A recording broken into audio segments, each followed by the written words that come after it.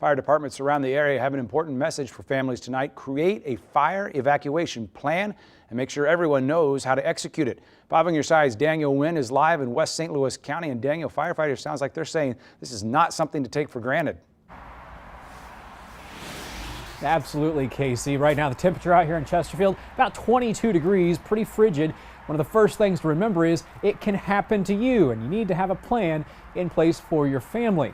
But the most important thing to remember is to have one of these. And when you hear this, you need to have a plan in place already.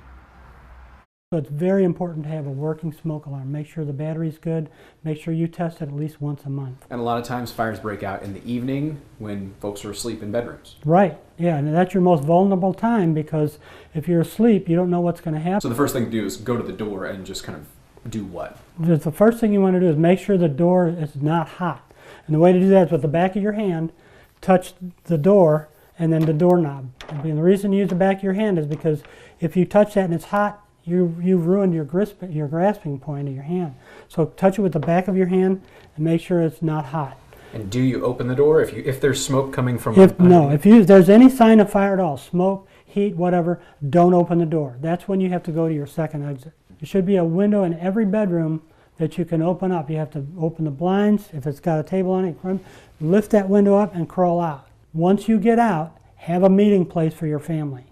It's very important. There's been too many times when everybody's gotten out of the house and the child is in the backyard, the parents are in the front, or vice versa. The parents don't know where the kids are.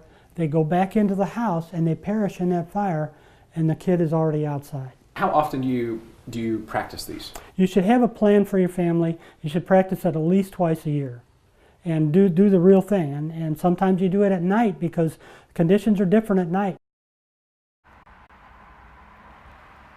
Addie says it is never too early to start making a plan with your family and your kids. If they're old enough to walk and talk, they're old enough to know the plan. Reporting live in Chesterfield, Daniel Wynn, 5 on your side. Daniel, thank you.